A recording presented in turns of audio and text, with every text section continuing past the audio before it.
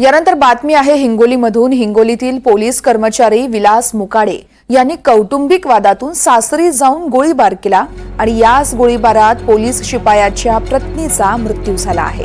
हिंगोली शहरातील प्रगती नगर भागातली ही सगळी घटना आहे।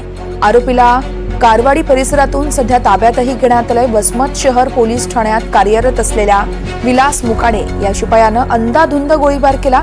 यामध्ये पत्नी, सासू मेहुणा आणि स्वतःचा 1.5 वर्षाचा मुलावर देखील काल रात्री त्यांनी गोळ्या झाडल्याची माहिती आहे। आरोपीची पत्नी जागीच मृत पावली आहे। मेहुणा आणि 1.5 वर्षाचा मुलगा जखमी झाला आहे। ज्या बंदुकीनं गोळ्या झाडल्यात ती बंदूक वसमत शहर पोलीस ठाण्यातील पोलीस अधिकाऱ्याची असल्याचंही कळतंय। हिंगोलीतील हा सगळ्यात धक्कादायक प्रकार आहे। हिंगोलीतील पोलीस कर्मचारी विलास मुकाडे यांनी कौटुंबिक वादातून सासरी जाऊन गोळीबार केला आणि याच गोळीबारात पोलीस शिपायाच्या पत्नीचा मृत्यू झाला आहे। हिंगोली शहरातील प्रगती नगर भागात ही सगळी घटना घडली। आरोपीला कारवाडी परिसरातून ताब्यातही घेण्यात आलंय।